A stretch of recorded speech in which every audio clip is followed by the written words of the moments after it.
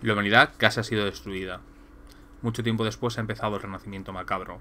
En la península ibérica, 3 reinas intentan devolver la civilización. Hoy, en las pantallas, Iberia Macabra.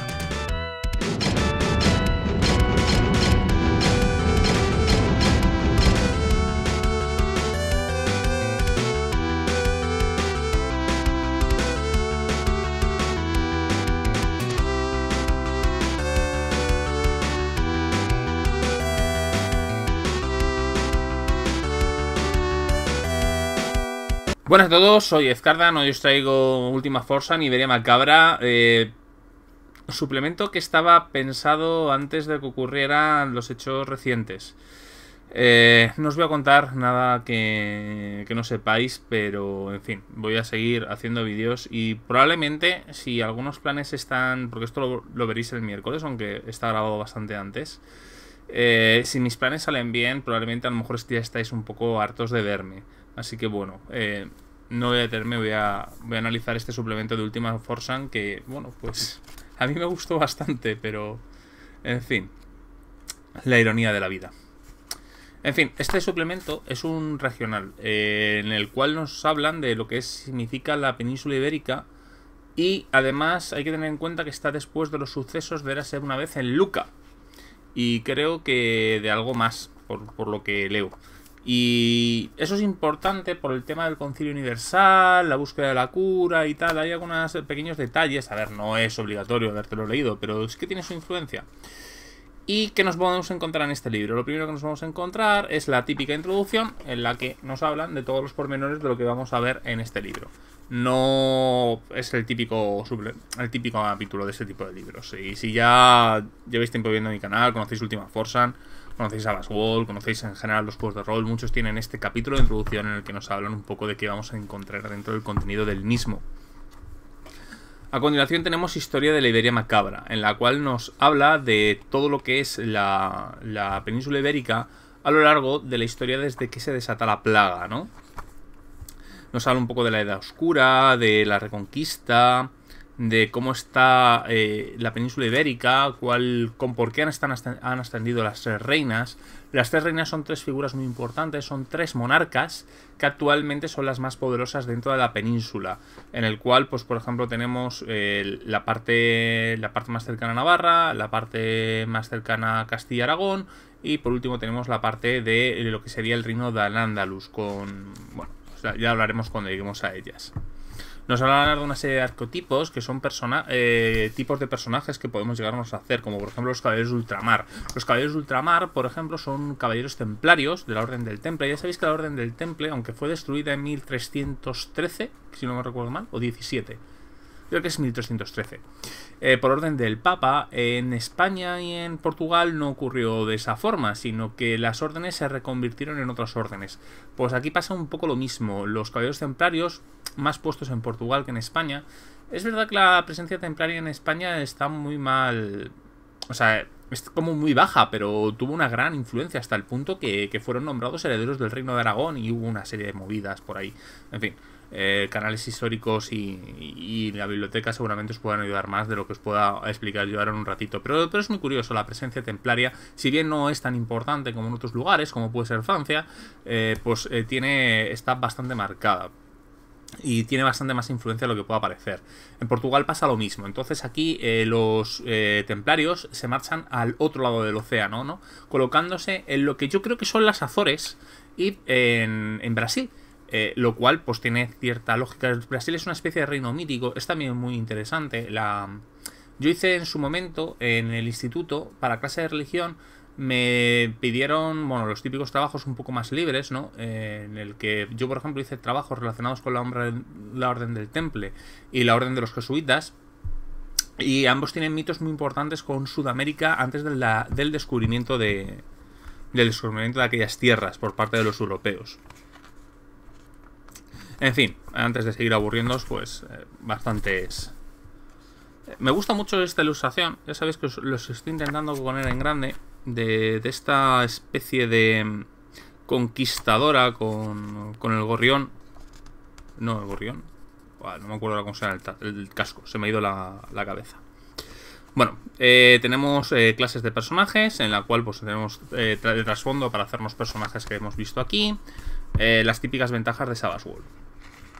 A continuación tenemos un capítulo de equipo en el que nos hablan de nuevas armas, nuevas tecnologías, cosas propias de este renacimiento macabro. Esa es un poco mi opinión del equipo, depende mucho de vuestro grupo de juego y de interés. A mí me mola porque tiene algunas cosas así curiosotas, pero que tampoco es especialmente importante, ¿no? Reglas de ambientación muy basadas en los que son los señoríos, que son un poco para gestionar nuestras propias tierras y nuestro propio dominio. Este libro, sobre todo la campaña de puntos argumentales que nos va a venir, hace mucho hincapié a estas reglas. Y estas reglas son, creo que, bastante importantes. A mí, la verdad, me gustan todo este tipo de reglas de gestión, como de metapersonaje. Soy muy fan desde hace años. Uno de los primeros juegos y uno de mis más queridos, que es Ars Magica, que la gestión de la alianza me enamoró desde el día 1. Pues aquí tenemos este tipo de cosas. Y los juegos que lo tienen, pues siempre me terminan de gustar y me dan una sensación, ¿no? Por ejemplo, Omertà también lo tiene, con lo que es la mafia. Más juegos que lo tengan. Bueno, Blade in the Dark lo tiene con la gestión de la banda. Todos este tipo de juegos que tienen este metapersonaje, algunos con mejor o menor medida, pero en general me gustan. Por ejemplo, Warhammer Fantasy III, o fuera de la polémica que pueda tener, también lo tiene con la gestión del grupo. O sea, todas estas mecánicas de metagrupo siempre me han gustado. Y uno de los motivos por los que lo uso en Majos Ojo, ¿no? Tenéis varios elementos con toda la gestión del dominio. Es bastante larga y bastante densa, por así decirlo. Después tenemos un capítulo dedicado a la nigromancia en el Renacimiento macabro, en el que nos hablan de un poco los conjuros y técnicas nigrománticas para aquí. A ver, los nigromantes funcionan de forma peculiar, ¿no? Porque no gustan. O sea, los nigromantes es un elemento bastante peculiar y además nos hablan también de la disección de criaturas no muertas, nos permite hacer quimeras necrománticas. La verdad está bastante chulo, es un capítulo bastante completo, pero muy basado principalmente para jugar con PNJs, porque los PJs digamos que les decantan hacia cierto lugar, aunque es perfectamente factible que un nigromante que intenta encontrar la solución a la plaga o elementos alternativos. Quizás incluso podéis basaros en el suplemento de Draconheim para crear una especie de dominio con sus más o sus menos de a lo mejor una ciudad llevada por nigromantes que están luchando a la plaga con sus propias armas. Por poner un ejemplo de cosas que se pueden usar con Draconheim, ¿no? Que también tiene reseña por aquí. Después están los reinos nunca se pone la muerte, ¿no? En lugar de que nunca se pone el sol, pues aquí nunca se pone la muerte, que nos va a hablar de toda la península ibérica vista a vista. Lo primero que nos hace es una descripción general del país, tanto a vista de pájaro como a través de, bueno, desde varias perspectivas, cómo es una ciudad, cómo es pasear, cómo es volar a través de él, cómo es circunnavegar la península. De hecho, la península tiene una de esas ventajas y un motivo por el cómo está construida la civilización macabra de la península, es que la península es circunnavegable, entonces la parte marítima tiene mucha importancia porque evita gran parte de los problemas internos. Algo que, por ejemplo, pues quizás países más como Francia o Alemania pues no se podrían hacer. Después nos hablan de sectas, sociedades secretas y organizaciones, que son distintas facciones que nos podemos encontrar por la península ibérica. Bastante interesante algunas de ellas, tenemos desde bandoleros hasta gente que incluso colabora con no muertos. Y después ya vamos a tener las distintas localizaciones importantes, como puede ser Andorra, Aragón, con los ciudades más importantes que pueden llegar a tener. Después tenemos, por ejemplo, los aquelarres de Aragón, que son brujas, brujas y hechiceras aragonesas que pues tienen sus movidas. Después tenemos, por ejemplo, Castilla, con una particular visión de las leyes de Burgos. Me encanta este pequeño detalle de las leyes de Burgos y casi el Concilio de Valladolid, en la cual son, a pesar de que es muy desconocido, pues son las dos cosas que técnicamente crean el derecho internacional y la Carta de Derechos Humanos. O sea, la Carta de Derechos Humanos se basa en estas leyes, en la cual las leyes de Burgos hace que en España todos los ciudadanos sean tratados igual, sin importar si están infectados o no. Todos tienen derechos a ser tratados como ciudadanos, lo cual es una importante ruptura con lo que vemos, por ejemplo, en el libro básico, en el que nos habla de Italia, técnicamente, donde las personas que están infectadas son ciudadanos de segunda. Aquí no todos los ciudadanos son iguales ante la ley y tienen los mismos derechos y obligaciones, aunque evidentemente los infectados tienen que tener... Cuando hay ciertos elementos cuando están a punto de acabar su vida que tienen que llevar, pero no hay distinciones legales ni puedo haberlas y la gente tiene que tratarlas como ciudadanos normales.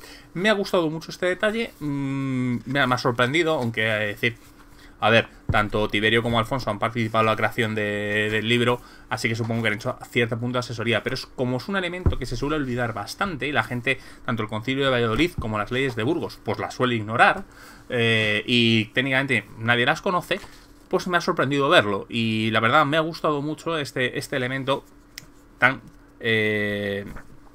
ibérico, porque bueno, no se dio tanto en Castilla como en Aragón, así que me ha sorprendido. Más en Castilla que en Aragón, pero bueno, eso es otras cuestiones.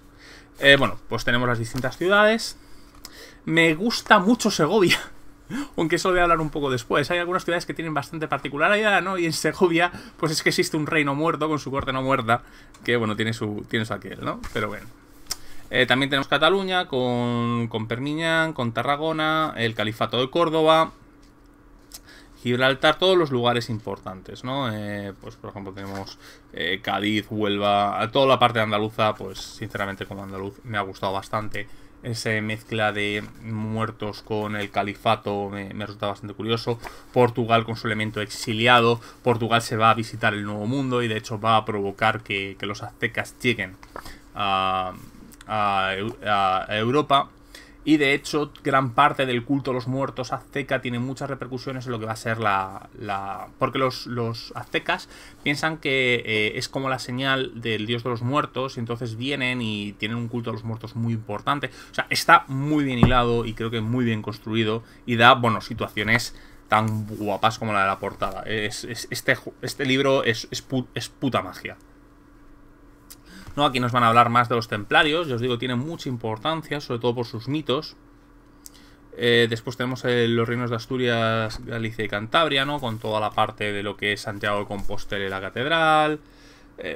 Todos estos elementos. Ya os digo que está lleno de pequeños detallitos. Hay que tener en cuenta que esta parte del libro está muy pensada para que los jugadores puedan leerla. Tú les puedes dar directamente esto, porque esto son cosas que los jugadores podrían llegar a saber con bastante facilidad. No tiene ningún secreto especial de la alimentación, aunque tiene bastantes rumores, lo cual si tú te lo dices a los jugadores, les permiten hacer investigaciones e intentar mover la trama para intentar descubrir sus secretos, lo cual entra con Secretos de Iberia, donde nos va a contar la realidad de lo que está ocurriendo en toda la península. Es decir, que también nos habla de las distintas gobernantes, las tres reinas, de la cual pues yo soy particularmente fan de Lucrecia Borgia, pero porque me gusta mucho el personaje histórico.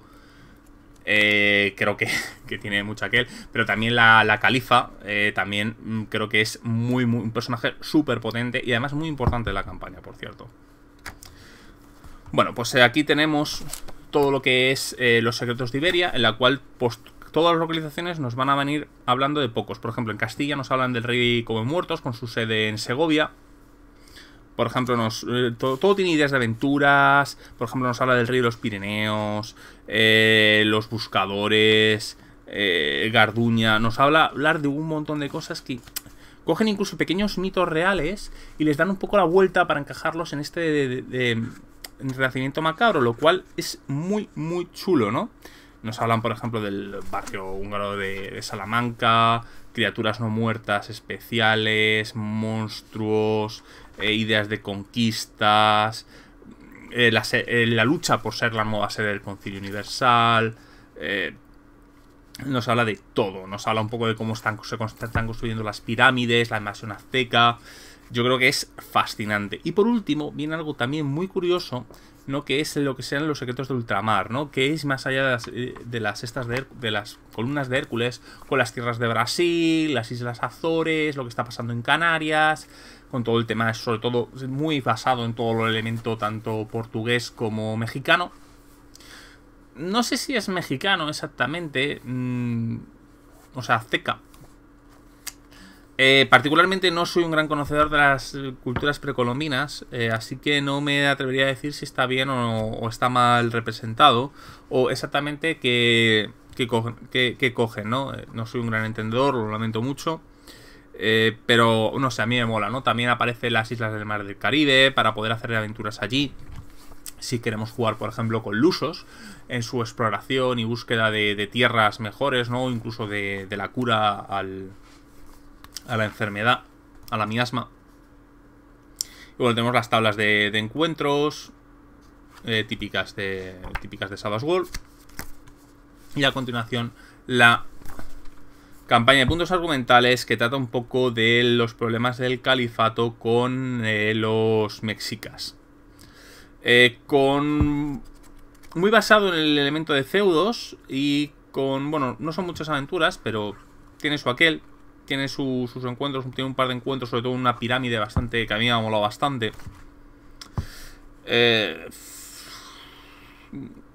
No sabría qué pensar, porque además está pensado para ser jugado después de los acontecimientos de la campaña El Ejército de los Huesos y Érase una vez en Luca, El Ejército de los Huesos. Yo lo he intentado buscar y no lo encuentro por ninguna parte. No sé si es que no sé si por el nombre o qué. Yo no lo he encontrado ni en inglés ni italiano. Puedo ser un poco inútil en ese punto. Y además continúa la búsqueda de la cura y la reconquista de la humanidad de las viejas tierras. Bueno, esto tiene, por cierto, en algunos encuentros, tiene un par de encuentros que yo he dicho, hostia, contra bichos, que es durísimo. Y bueno, después tenemos el bestiario propio de la península ibérica, dando bastante hincapié, o a mí me ha parecido que bastante hincapié a todo lo que supone Alfonso XI o XI, el rey come muertos, ¿no? Que es este rey que, bueno, murió, se resucitó y ha creado su propia corte, con sus propias escoltas. Tiene a la reina cadáver, que es su reina consorte. Y bueno, la verdad me parece de lo más chulo y lo más interesante del propio suplemento. Me ha encantado su historia. Este rey Lich español, y la verdad me ha molado mucho. Yo os digo, este suplemento creo que es muy bueno. Bueno, es imprescindible. Para mí es imprescindible para Ultima Forsan. Aunque sea meramente quizás por tratar la península ibérica, que yo creo que es un escenario muy muy rico, mucho más rico quizás que el italiano, con mucho más conflicto. A ver, también tiene su propio libro, que es una ventaja. Yo que sé, si saliera el regional italiano a lo mejor tendría esta mejora. También es decir, claro, jugar en casa pues tiene sus aquelles, ¿no? Y además estás jugando en sitios que son conocidos, ¿no? Yo, por ejemplo, no he estado en Florencia, con lo cual estar en el castillo Medici, pues lo único que lo conozco es por el Assassin's Creed. Y no es lo mismo, obviamente, que la Catedral de Santiago de Compostela o luchar entre las ruinas de Segovia, que son lugares que conoces, ¿no? No es lo mismo ligarte en duelo contra la Guardia Pretoriana del Rey Come Muertos encima del acueducto que decir que te estás pegando en la Fontana di Trevi si no has estado y en otro sí. Entonces, claro, tira muy para casa. Ya sabéis que a mí todo lo que es este tipo de ambientaciones de casa, de aquí de España, pues a mí me tiran más. Entonces puedo estar contaminado en ese punto. Pero os digo, me parece que es un suplemento muy bueno, de lo mejor de lo que he leído para Savage Worlds en lo que se refiere a ambientación en mucho tiempo. Muy detallado, mucho más documentado de lo que llegaba a esperar, sabiendo cómo cogerse sus licencias cuando se las tiene que coger, cómo reinventar las cosas cuando las tiene que reinventar. Claro, para mí contrasta quizás con que me he leído Werewolf Roma, que Werewolf Roma es más palomitero, ¿no? Porque también está creado por gente que quizás no conoce tan bien el Imperio Romano y lo ha tirado por películas, ¿no? Que tampoco es malo, pero claro, esto tiene un elemento de documentación y un elemento de querer ser fiel, entre comillas, a la realidad histórica que supone, que la verdad creo que está bastante chulo. Y bueno, esto es todo por ahora. El siguiente vídeo va a estar dedicado, vamos a seguir con Savage Worlds, no sé si con Werewolf Roma o con Titan Effect, ya sabéis, y después volveré a Elric, ¿vale? Quiero terminar con Savage Worlds antes de pasarme. Lo que pasa es que ha dado la casualidad de que han entrado cosas de Savage Worlds de forma muy continua. Ya estoy aquí de nuevo, además pues voy a estar aquí de nuevo una temporada mientras dure el confinamiento. Creo que ya habréis visto el vídeo en el que menciono mi intención de hacer el viernes, que es el directo, para celebrar los 800 suscriptores, una especie de preguntas y respuestas, ahí que voy a estar hablando con vosotros y tal. Y después habréis visto probablemente mis vídeos. No os voy a contar un poco lo que supone. Os remito al vídeo que mi intención es subir el sábado. Creo que lo habré subido el sábado o el domingo. Ya os digo, es la cosa que pasa de viajar atrás en el tiempo no lineal, en el que, bueno, espero que los disfrutéis y que os estén gustando. Así que, hasta luego.